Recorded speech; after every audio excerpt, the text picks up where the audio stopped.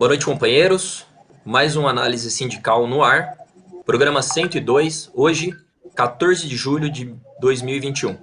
Com o Bloco Vermelho e a CUT mobilizar os trabalhadores para o 24 de julho. Bom, primeiro gostaria de cumprimentar aí os companheiros que estão nos acompanhando na COTV, né? Vou pedir para que todo mundo curta o vídeo, compartilhe, se inscreva, se torne membro, mande seu superchat, mande seu sticker, que é a maneira aí da gente manter essa TV operária e revolucionária no ar. Bom, para começar aqui... Tá me ouvindo? Sim, a gente agora sim. Bom, então a gente já está no ar. A gente já está no ar. Tá bom, eu sei. Está aqui para a companheira Lilian, que vai dar seguimento aí. Ela teve um problema na internet, agora voltou aí para dar seguimento ao programa. Boa noite, Lilian. Boa noite, Thiago. Tudo bem? Tranquilo. Vamos lá. Então, já como o companheiro Thiago falou, curta, compartilhe, né? Dê seu superchat e ajude a gente a manter essa TV 24 horas no ar. Hoje o programa de número 102, né? O chamamento é para o dia 24, né? Com o Bloco Vermelho e a CUT mobilizar os trabalhadores para o dia 24/7. Hoje a gente vai ter alguns convidados, né? Daqui a pouco teremos o companheiro. Olha, falando companheiro Edson Dorta, e depois também no final o companheiro Antônio Carlos. Então vamos lá, vamos começar agora com o bloco de notícias. Eu vou passar para o companheiro Neuder, que vai comentar um pouco sobre a fome, né? Um problema que assola o nosso país nesse momento, né? De pandemia e de golpe de Estado. Boa noite, Lilian. Boa noite, Thiago. Boa noite, produção. Boa noite a todos que estão em casa. É sempre um prazer fazer esse programa e espero que todos gostem. Bem, a nossa primeira matéria aqui que a gente vai comentar é sobre o problema da fome, né? E, assim, esse problema da fome, ele aumentou, ele intensificou no governo Bolsonaro. Né? E algumas, por parte da imprensa burguesa, até por parte da argumentação do governo Bolsonaro, coloca que o problema da fome no Brasil está ligado ao problema da pandemia. Né? É claro que esse tripé aí, né, desemprego, pandemia e inflação, intensificou a questão da fome, mas a questão da fome no Brasil, ela é uma questão do golpe de Estado que foi dado no Brasil. Acho que é muito importante falar disso, porque as análises que o companheiro Rui fazia e faz todos os sábados, ele colocava isso, que com o golpe de Estado no Brasil, a situação do setor mais pobre, ou seja, dos trabalhadores, ia ficar mais difícil. E quanto mais consolidado esse golpe estivesse, mais difícil ia ficar a situação do brasileiro, né, do trabalhador brasileiro. Então você vai ter aí a questão do desemprego, a questão da queda de renda do brasileiro, tudo isso vai culminar na questão da fome no Brasil. Então, assim, para falar um pouco e dar os números, né, porque acho que quando a gente fala dos números fica um pouco melhor para as pessoas aí em casa perceberem a gravidade do problema hoje no Brasil. Hoje o Brasil tem aí em torno de 215 milhões de pessoas. Né? Desses 215 milhões, 33 milhões de pessoas estão com falta diária e né, de comida em casa. Recentemente, eles produziram um nome, né, novo, que é o nome da insegurança alimentar.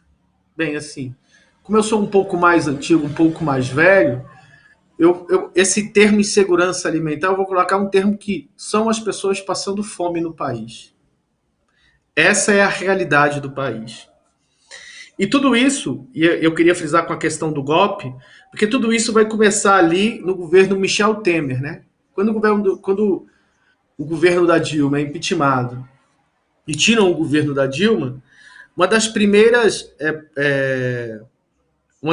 políticas, né? Duas principais políticas do governo Temer foi a reforma trabalhista, né? Que eles diziam que poderiam frear a questão da fome no Brasil, porque a reforma trabalhista ia criar novos empregos. E também a emenda constitucional 95, a famosa PEC da morte. Segundo também ali o governo Temer e os golpistas, né, com a PEC da morte, você ia atrair investimento no país. Então, nesse sentido, você ia conseguir frear a questão da fome no país, que era tudo uma mentira, né? Não só não evitou a fome, como aumentou a população vulnerável, a população com fome, porque o problema da fome está vinculado à questão do desemprego, né, e com a divisão de renda no país. Enquanto esses problemas não forem solucionados, né, de uma maior intensidade ou menor intensidade, o problema da fome não vai ser resolvido. Durante o governo Lula, que ele lá fez uma política, né, de distribuição de renda, você teve uma diminuição enorme aí na questão das pessoas passando fome no país. Mas a partir do golpe de Estado, todas essas políticas implementadas pelo governo petista foram aniquiladas, né, foram extintas. As políticas públicas em relação ao combate à fome. Eu quero dar alguns dados aqui para demonstrar às pessoas em casa o quanto é grave a situação. Então, entre 2018 e 2020, 7 milhões de brasileiros passaram ao menos um dia inteiro sem se alimentar, que é a tal da insegurança alimentar grave. E quase um quarto dos brasileiros, ou seja, 23,5%, passou por insegurança alimentar moderada, né? Ou seja, dificuldade e restrição no acesso a alimentos, né? Então, sim, são pessoas que não estão fazendo as 3 refeições por dia. Entre 2018 e 2020, o que significava ao todo 49,6 milhões de pessoas, o número de pessoas em insegurança alimentar grave, 7,5 milhões, e quase o dobro que se verificava entre 2014 e 2016. Quando 3,6 milhões de brasileiros passavam por essa situação. Então, é claro que a questão da pandemia ela vai intensificar, mas não é o principal problema. Porque o que as pessoas tentam colocar? De que o Brasil vivia uma fase, né, no governo Temer, depois do golpe, né? Ou seja, antes da pandemia, as 1000 maravilhas, isso é uma mentira. As pessoas estavam passando fome e o governo Bolsonaro contribuiu ainda mais com isso, né? Aniquilando e extinguindo toda a política até então, que era uma política de combate à fome.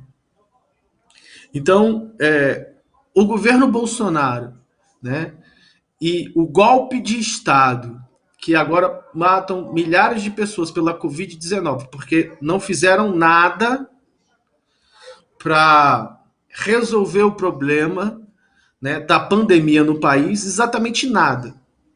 Né? Hoje, as pessoas não estão sendo vacinadas, o número de pessoas que estão sendo vacinadas é muito pequeno. E a política que eles implementaram, né, dizendo que essa política poderia acabar com a fome no país, só aumentou a fome no país, que foi a reforma trabalhista e a PEC da morte. Então, nada foi resolvido.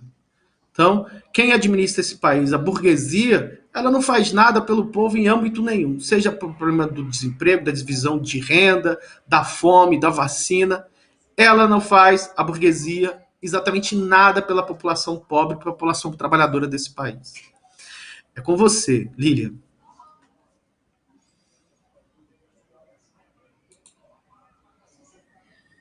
Lilian, nós não estamos... Agora sim, estamos te escutando. Estão escutando? Tá bom.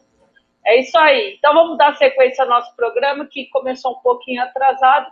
Vou passar para o companheiro Tiago, que vai falar sobre o trabalho informal, né? Como o trabalho informal cresceu no país, né? Com o desemprego e a fome.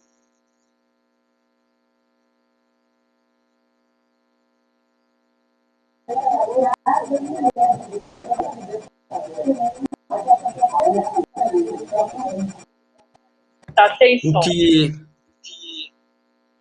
que não é verdade, né? Não se trata de trabalho informal. O que nós temos hoje é trabalho precário, né? Ou seja, metade desses trabalhadores, né, exatamente metade, está ganhando hoje abaixo de um salário mínimo, né? É uma informação aí que foi soltado pela CUT, né? Então, um dado muito importante que mostra que não existe trabalho informal. O que na verdade existe é um trabalho precarizado, onde as pessoas não recebem o suficiente para manter suas condições de vida, né? Por isso que nós defendemos aí, né, a redução da jornada de trabalho de 44 horas semanais para 35 horas semanais, de maneira a ampliar em 25% a força de trabalho, né? Sem redução de salário, muito pelo contrário, né? Nós defendemos aí um salário que seja de pelo menos R$ 5.500, de acordo com o DIEESE, né? Então, assim, nós precisamos denunciar a situação. Por quê? Quem são essas pessoas? Quem são essas pessoas que estão nessas condições precárias? Majoritariamente, quase que totalmente, as mulheres e as pessoas negras, né? Então, sempre que a gente fala em desemprego, condições precárias de vida, né? Sempre quem vai estar sofrendo, né, mais fortemente esses impactos são esses setores, as mulheres e o negro, predominantemente, quase que majoritariamente, eu posso garantir, né? Quase que totalmente. Então, é preciso, né, levar essas questões, né? A gente já tem, como a gente já sempre denuncia, mais de 120 milhões de pessoas aí que estão na pobreza, mais de 60 milhões que estão na extrema pobreza, pessoas aí, 20 milhões de pessoas que já nem comem mais, né? E essas pessoas, na maioria, né, predominantemente, são os negros e são as mulheres, né? Então, não preciso nem falar da mulher negra, então, que é a situação ainda pior. Não, então a gente precisa denunciar e levar adiante essas reivindicações de luta, né, que é o que pode, né, garantir as condições de vida para esses setores aí que são sempre mais esmagados, né, dentro do contexto geral. Então, né, contra aí o trabalho precário, lutar pela redução da jornada de trabalho para que todo mundo trabalhe e por um salário mínimo aí de R$ 5.000. Com você, Lilian. É isso aí, Tiago. Então, essa é outro problema, né, da situação do povo brasileiro. Vamos dar sequência, agora vamos falar de um problema também, que é a reforma administrativa. Né? A reforma administrativa pode restringir os concursos e ampliar o compadrio. Né? Então, a reforma da Previdência vem tirar, né, a estabilidade dos servidores públicos.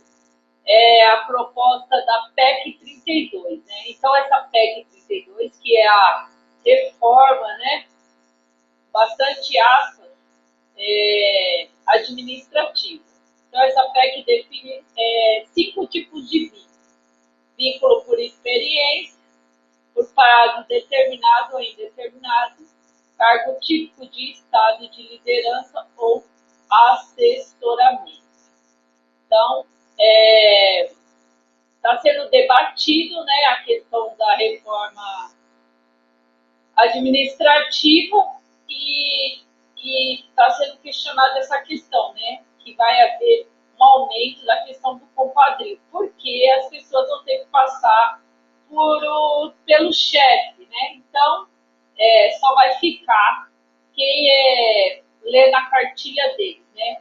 A reforma administrativa acaba com a estabilidade, né, dos servidores públicos. E essa é a intenção, né, dos golpistas, dos bolsonaristas, né, que quer diminuir salários e também quer diminuir, né, o pensamento progressista, o debate e outras coisas que existem, né, no trabalho público também. Então, querem transformar todo mundo, né, colocar todo mundo sob ameaça e tirar a estabilidade dos trabalhadores. Mas ninguém diz assim do FGTS, né? Nós não temos FGTS, a gente vai perder a estabilidade e, em contrapartida, perdemos a aposentadoria, né? Cada vez está mais difícil para aposentar, vamos perder a estabilidade e falar que vai ganhar FGTS, ninguém falou nada, né?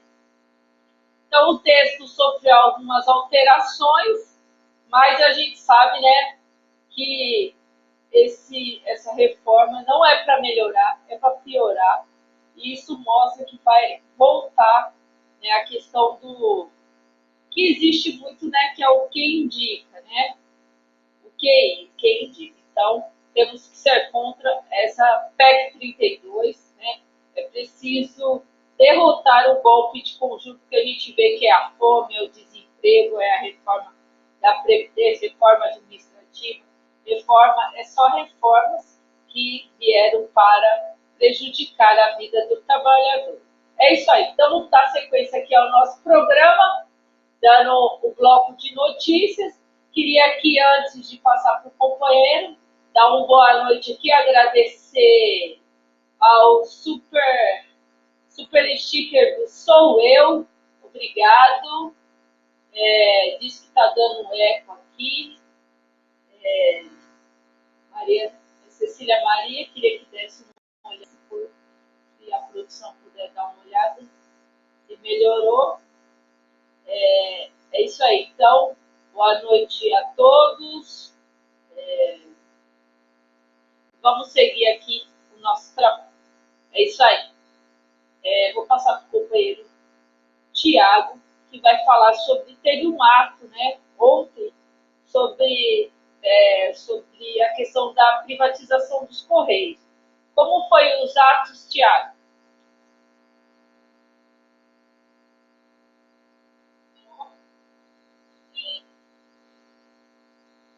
Está sem som.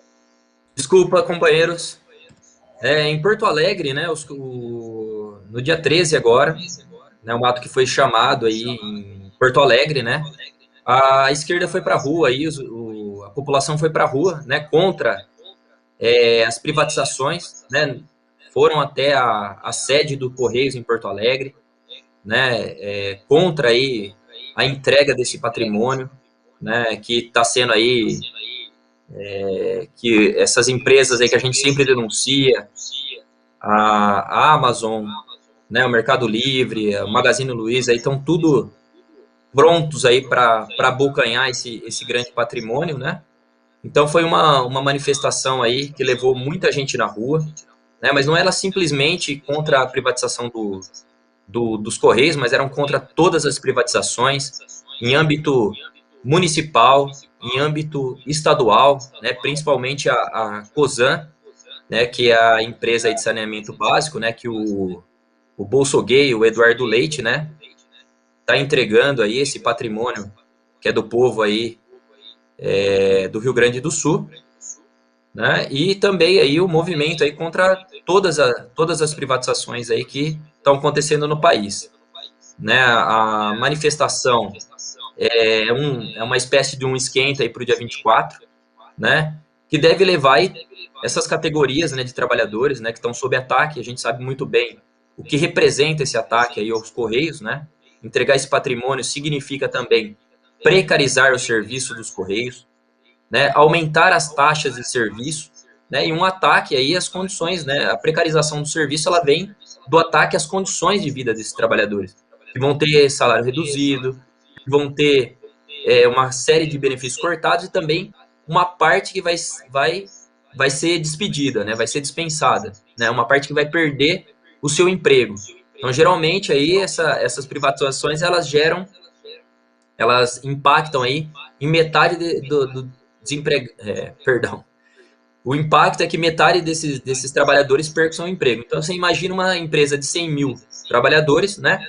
Vai ser cortada aí metade desses trabalhadores. Então, ela vai ficar com 50 mil empregados. Ou seja, é um ataque contra a classe trabalhadora aí, 50 mil trabalhadores aí que vão perder o seu emprego, né? Isso vai impactar na qualidade do serviço, né? E também na taxa do serviço. Então, é preciso ir para a rua, é preciso que os sindicatos aí, né, saiam da paralisia, né, que coloque o bloco na rua, essa categoria que é importante, uma categoria de luta, que vá lutar lá contra a precarização do seu trabalho, contra a precarização do serviço, né, e por uma empresa aí, pelos Correios, 100% público.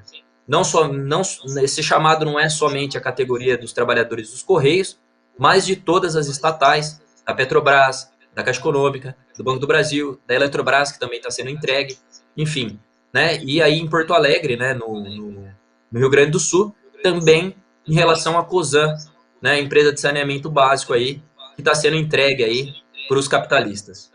Então, todos à rua no dia 24 de julho contra as privatizações. Com você, Lilian. É isso aí. Então, vamos chamar agora o companheiro Edson, né, que o Thiago estava falando sobre a questão dos Correios, para falar um pouco, né, sobre como está a privatização, né, como é que teve alguma votação, e como que está os preparativos, como foi o dia 13, né, e como vai ser, como estão os preparativos, né, se o pessoal saiu debaixo da cama, se o pessoal tirou o pijama, né, se os sindicalistas tiraram o pijama e foram lá para os Correios. Vai lá, Edson.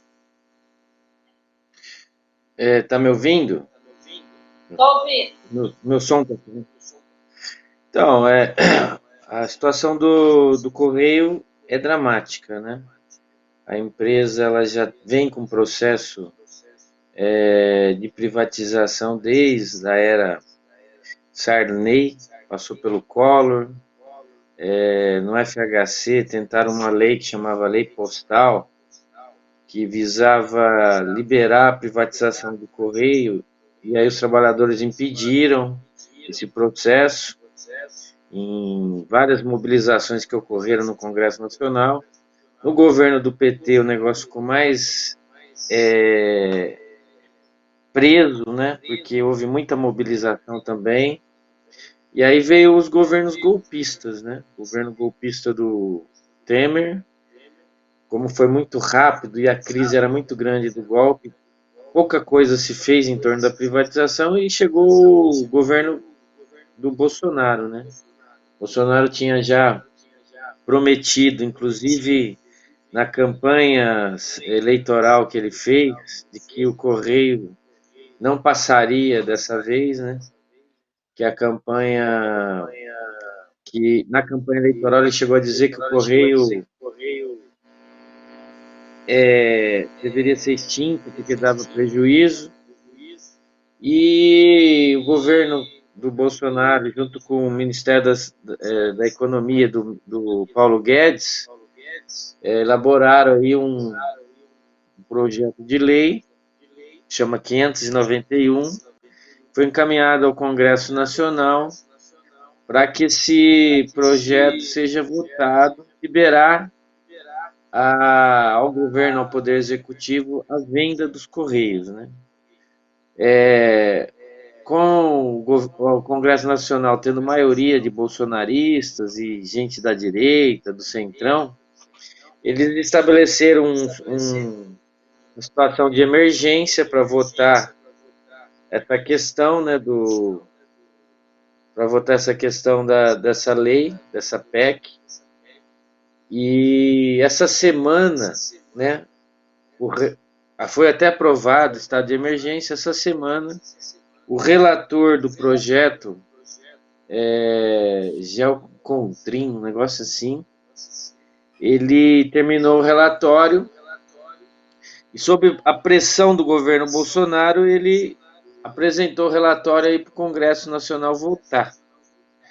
A votação era para ser colocada em pauta agora, no dia 13 de julho, ia votar essa lei que possibilita ao governo federal a privatização 100% da empresa, né? Inclusive, no relatório desse deputado, ele propõe isso, né? Ele propõe que a empresa seja privatizada 100%, venda tudo, e que tem outras questões que é colocado no relatório, e que, segundo eles, né,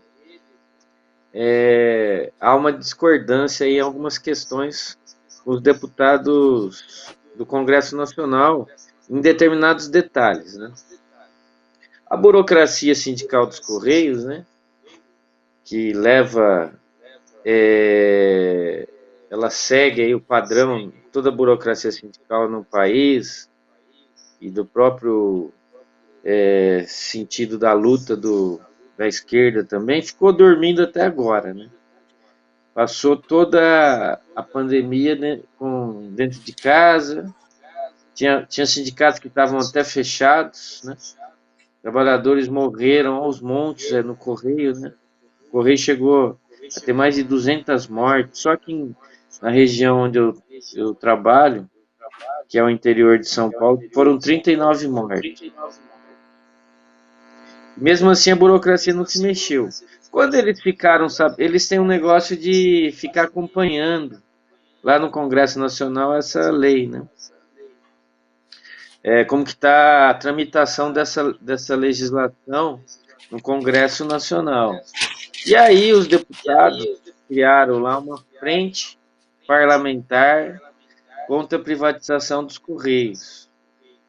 E esses parlamentares, né, avisaram os sindicalistas que estão de pijama no Correio, né, de que a votação ia ser dia 13. Que provavelmente esse relator ia colocar a votação para o dia 13. E aí, portanto, eles propuseram, né, aquele esquema tradicional de derrotado da burocracia sindical de fazer um ato no dia 13 em Brasília, e aonde fosse possível fazer atos nos estados, né? Mas é aqueles atos que a gente já sabe, né? O defunto, o corpo está lá na maca, já respirando com aparelhos, aí eles fazem o ato para rezar em cima do defunto, né? Não é um ato de verdade, não é uma mobilização, não é uma mobilização da categoria, não é organizar assembleias, não é chamar um congresso. É tipo assim, ficaram sabendo que a lei, o projeto de lei do governo Bolsonaro iria ser votado dia 13, então foram lá, chamaram os sindicalistas que estavam tudo debaixo da cama, falaram, vem para Brasília, vamos arrumar um caminhão de som aqui, juntar 100 pessoas e fazer um ato na frente do Correio para dizer que a gente está lutando contra a privatização do Correio. Basicamente foi isso, e foi isso que aconteceu. O ato dos trabalhadores dos Correios aí do dia 13 ocorreu em frente à sede do prédio dos Correios. Tinha lá umas 100 pessoas, entre só sindicalistas. Nem os trabalhadores da base de Brasília estavam no ato, né? Em muitos lugares não teve nada. E tiraram foto e falaram aí que estão lutando contra a privatização dos Correios.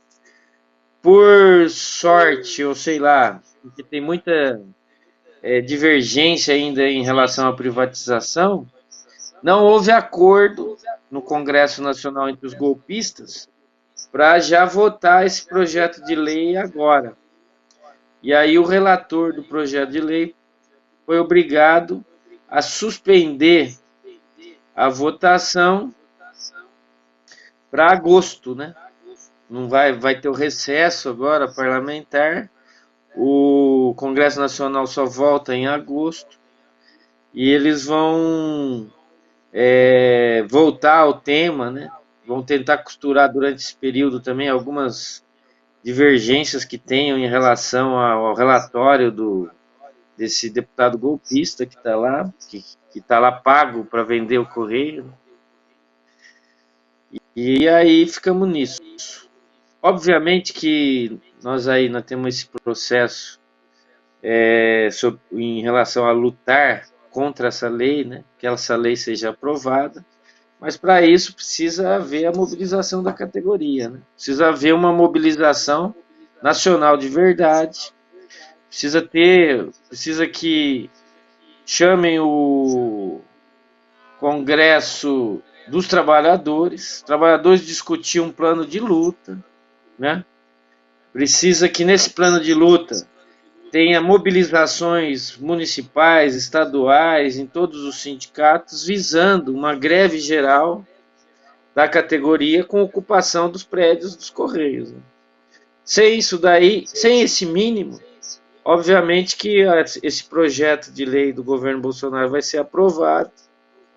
O Ministério das Comunicações só está esperando o projeto ser aprovado para já fazer o edital de venda dos Correios para o início do ano de 2022, e aí vender a empresa, como foi feito aí na era FHC, a preço de banana, mandar embora mais de 100 mil trabalhadores dos Correios, e a população vai sofrer aí com o aumento das tarifas, com a questão do serviço que vai ficar reduzido aos grandes centros, e o próprio direito, né, da população em relação ao serviço postal.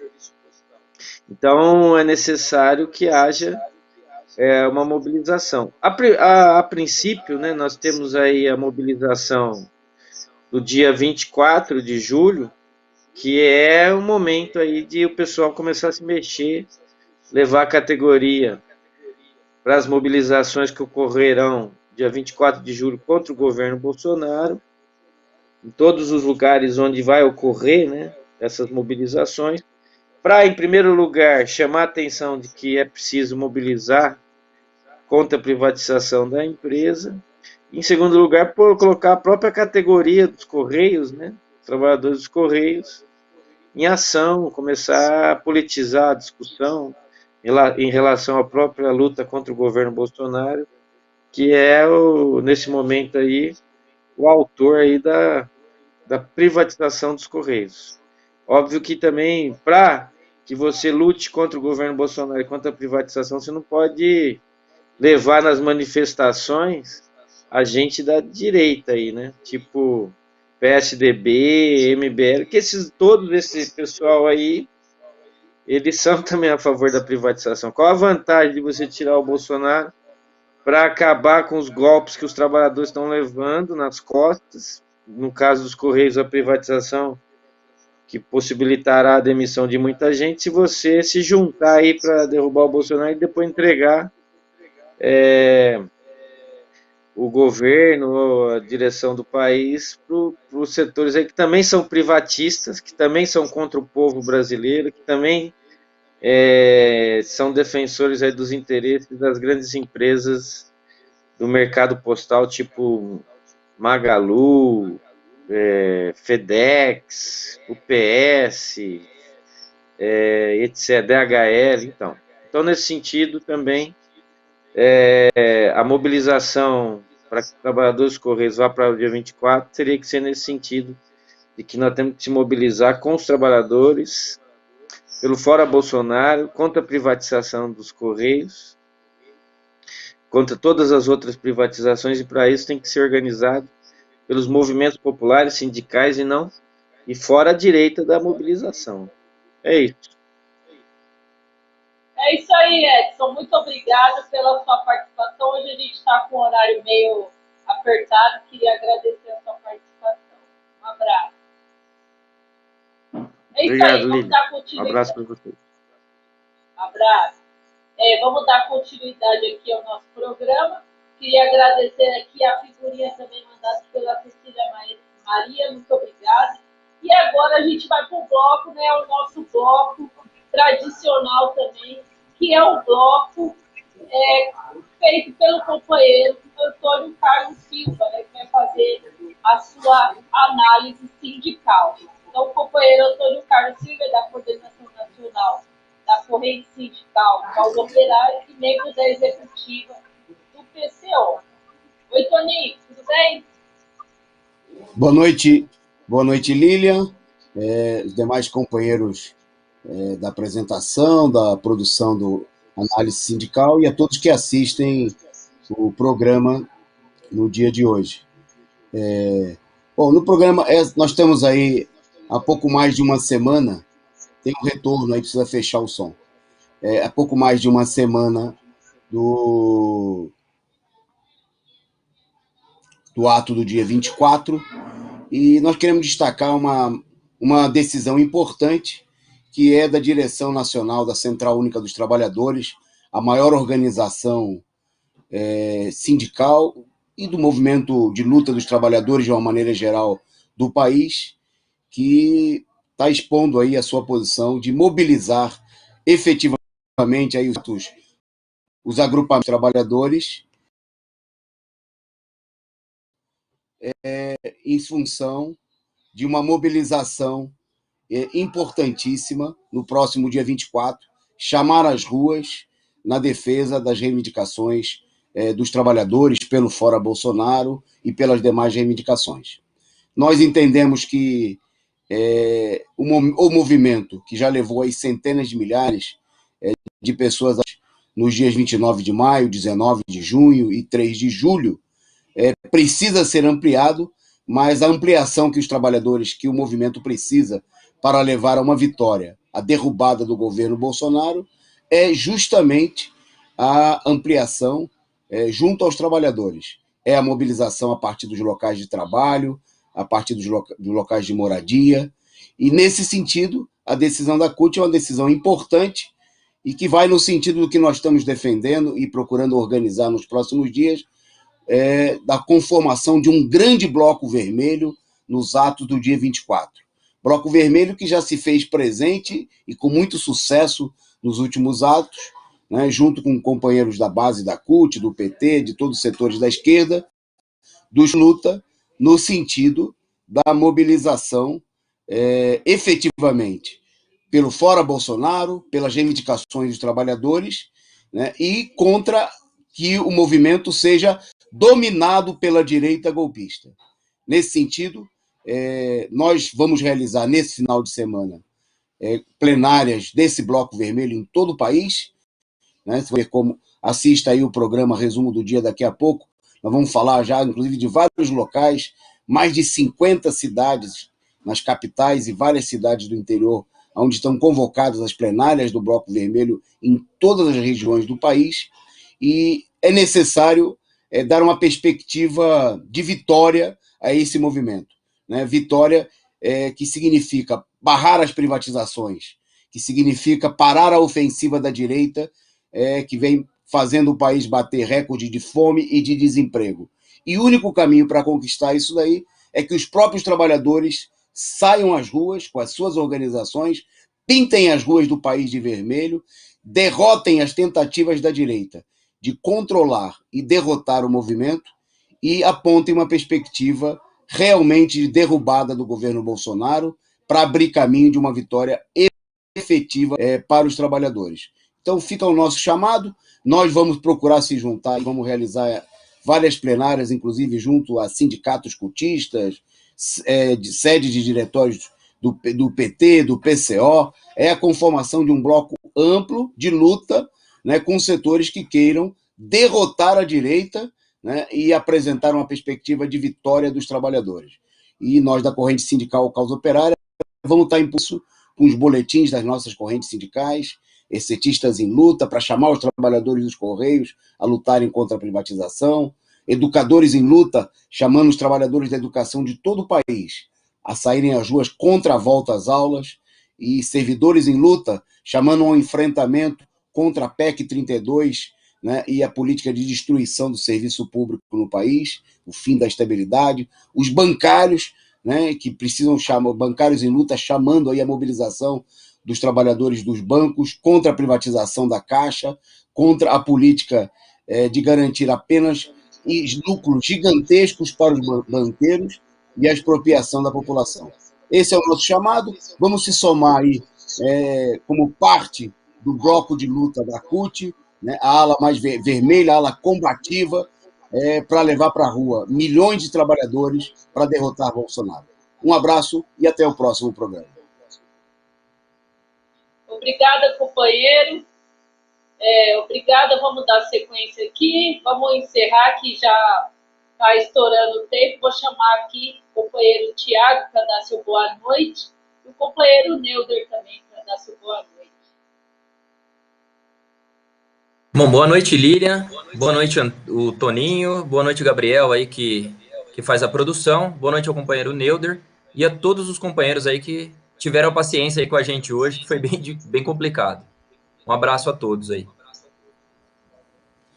Boa noite a todos aí, boa noite, Thiago, Lilian, boa noite, Gabriel, Antônio Carlos e todos que acompanharam a nossa análise aí.